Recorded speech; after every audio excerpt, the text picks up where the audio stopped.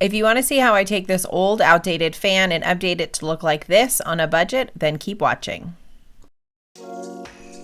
So this is the fan in our guest room, and it matches all the other light fixtures in the house. They are just not our style. They are old and outdated. They're probably original from when the house was built in 2003, and they are definitely the previous owner's style with these brown tones and the yellow. I can't. It's so ugly. But we don't really have it in our budget to replace all of the light fixtures in the house. I did debate maybe just taking this fan out and putting an inexpensive light, just a light in its place, but I really want our guests to have the option of a fan when they stay over. I know I get hot at night. I like using a fan. So I want to see if I can give it a whole new look for as cheap as possible. So step one was to remove it from the ceiling. Now this is a Hampton Bay fan, and I've always actually bought Hampton Bay fans, so I know it's a really good quality, which is another reason why I want to see if I can just update it, the existing one instead of replacing it. And when I was sitting in here one day and I was looking at it, I was like, you know what? The parts are pretty basic. I'm pretty sure with a little bit of spray paint and a little bit of creativity, I can make this fan look totally different. Here's my husband helping me take it down. I've actually never installed or uninstalled a fan, so he kind of walked me through the process and let me do it myself, which I was very grateful for because he was not around when I was putting it back up. So it was really good to know how it comes down so that I knew how to put it back up when it was all done. And I have to say, the unassembly part was a lot easier than I had expected. So I say this because I was a little intimidated. I'm not gonna lie. The idea of, when I had this idea for the fan and I never done anything with a fan, I just was a little intimidated by all the moving parts. But like I said, it was surprisingly a lot easier than I expected. So if you are slightly intimidated by a project like this, just roll up your sleeves and give it a shot. You never know. After removing it from the ceiling, I had to further disassemble it. My plan is to actually spray all the metal parts with spray paint and do something a little bit different on the fan blade. So I just wanted to get these pieces apart as well. After taking everything apart, I brought it downstairs to my kitchen and give it a really good cleaning so that there's no dirt or debris or dust on it, since it's probably been up there for 20 years, so that the paint has the best chance at sticking. I also had some original stickers here that I had to remove. I'm surprised they're still on there, but I wanted to make sure to get rid of all the sticky residue. The next step is to actually tape off all of the wires here. Like I said, I'm going to be spray painting this, so I don't want all the overspray to get on all of the electronics. And then I also wanted to tape off where the light bulb goes. I didn't want that to get any spray paint, so I stuck a little paper towel in the middle and then wrapped it around with blue tape. I then taped off the light switch because I didn't want to get paint on there.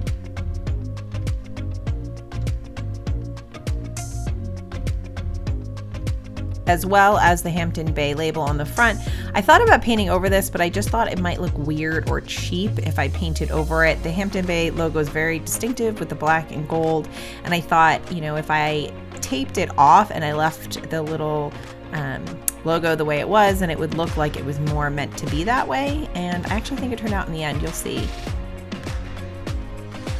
And then I wasn't really sure what to do with these chains, but I was really grateful that once I taped off the little pole, I could stick the chain straight up and tape it, and then I didn't have to worry about moving the chain out of the way while I painted. It actually worked out really well. I'm going to be painting all these parts in a satin black. We actually had this paint on hand, which was awesome. I didn't have to go and buy it. So I just brought everything out. We had a huge cardboard box. I just laid everything out on our back deck and gave it a quick coat of spray paint. I actually did a total of 2 coats. If you've never spray painted before, the key is to do light strokes. You don't want to go on too thick. You don't want it to drip. So you do a couple of lighter coats, and that was what will give you great coverage.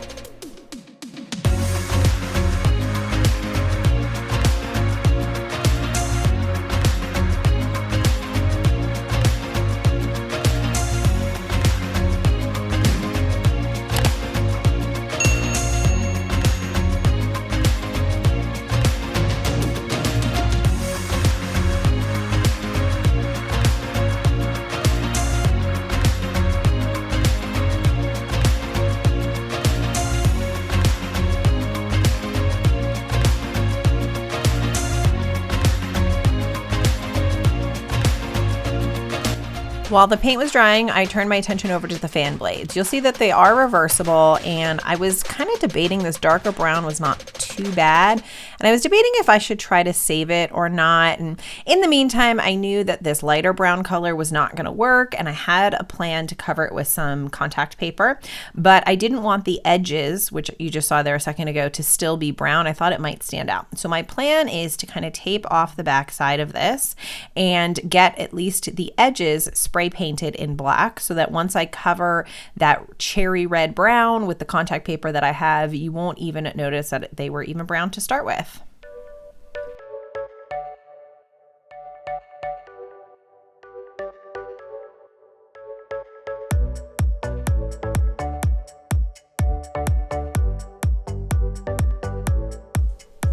So I wanted to show you here, I wasn't sure if I was going to be able to save that dark brown side of the blade and still have it be reversible for future use. But once I started peeling the blue tape off, I realized that this is just paper as well. So it did start peeling some of that off. Not a big deal. Like I said, it wasn't really my plan to use it anyway. It was sort of a backup, but just wanted to show you that this is what can happen when you tape on the fan blade. The tape on here, honestly, was probably only on there for like an hour or so. It really wasn't on there long, but it was just paper, so it did peel it up. So just be aware of that if you are working on a similar project. So then I turned my attention towards my original plan with these fan blades. I actually got this faux wood grain contact paper on Amazon. I'll put a link on it, down below in the description. But that was always my plan. I didn't want anything brown on the fans, and I'm going with grays and whites in the room. So I found this paper and I was super excited. I think it worked out really, really well. I ended up covering one side of the fan blade in the contact paper, and you would never know that I did this DIY style. You'd think I bought it at a store. So it turned out really, really well in my opinion. So all I'm doing here is I'm just roughly measuring out how much I'm gonna need for the fan blade, just so that I have a smaller piece to work with. My goal is to line up the wood grain going down the center of the fan blade. So then I flipped it over and started to peel up the backing, and I wanted to work in small sections so that I didn't get a lot of air bubbles. So you'll see here I peel up a little section, kind of flatten it down, and then I start lining up my fan blade on it.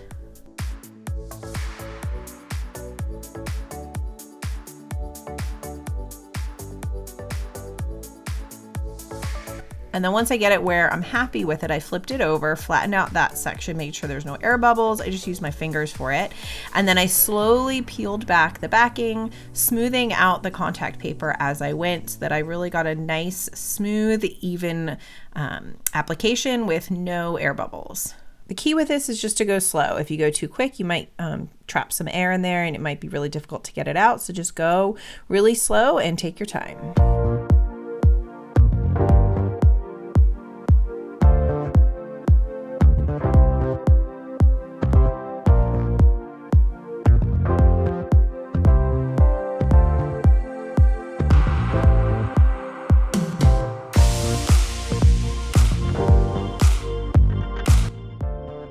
Then I just flipped it over to cut off the excess. Now, at first I thought I could just do this with the utility knife because that's what I already had out and I didn't feel like getting any more tools out. But I very quickly realized that that was gonna cut a really rough cut and I wanted something nice and look a little bit cleaner. So I got my cutting board out again with the utility knife. I don't know why I didn't just stop right then. I was being a little bit stubborn and lazy, but I do realize that an X-Acto knife is really what I need. So you'll see here in a second, I actually just go and just bite the bullet and get my X-Acto knife and end up cutting the excess off with that, and it comes out really nice.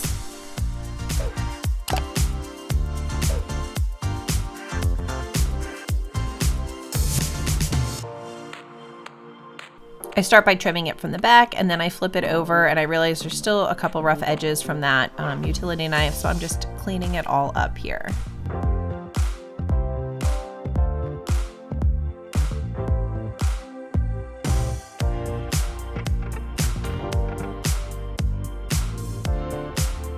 And really I'm just using the edge of the fan as a guide here and being really careful not to chip or scratch any of the paint along the edge.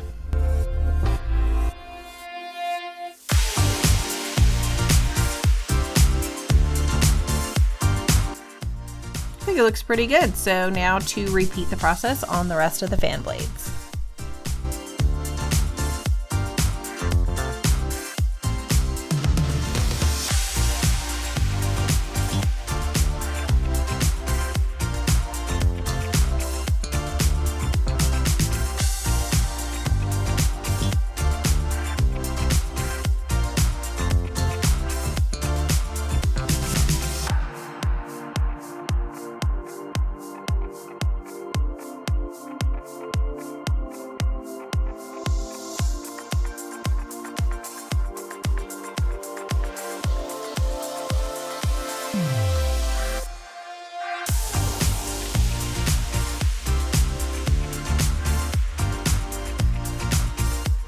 Once I had them all covered, I just had to cut out the little holes for the hardware to go through. At first I started to cut out the whole hole.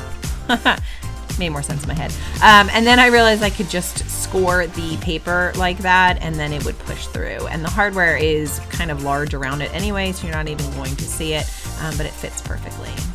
So I just had to repeat that process on all the fan blades. Now I have all the parts, so it's just a matter of reassembling it. So I'm just going to reassemble it in the same order I took it apart in. First with putting together the hardware for the fan blades, and then I'm going to start installing it all back up on the ceiling.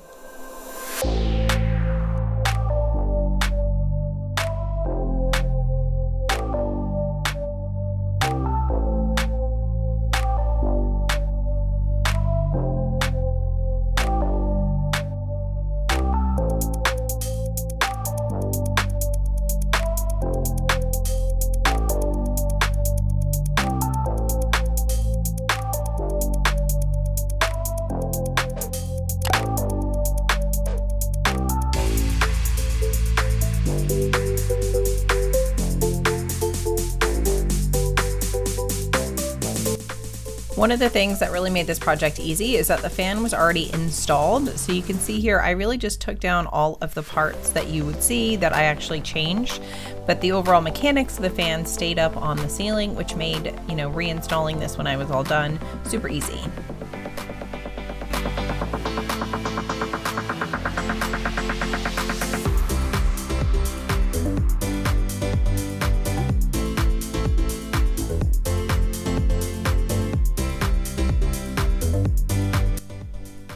I took this little video here to show you that there's a little cutout there for the fan blade hardware to go up into so that you can access the screws to screw it in. I've never installed a fan before, so I thought that was really neat and wanted to share.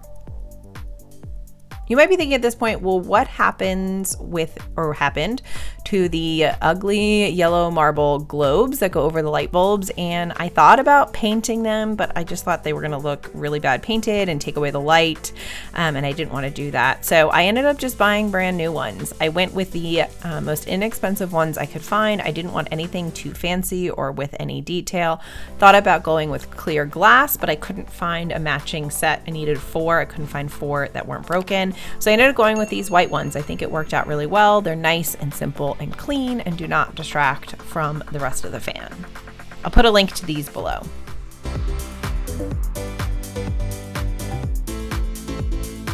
And that's it. The fan is all done. If you remember what it looked like before, and here is what it looks like now. It is a whole brand new fan. You'd have no idea what it looked like before. I'm so happy with the way it turned out. All I had to buy was the glass globes and the contact paper. I had the spray paint and a little bit of time and creativity, and I think it looks fantastic. Let me know what you think in the comments below.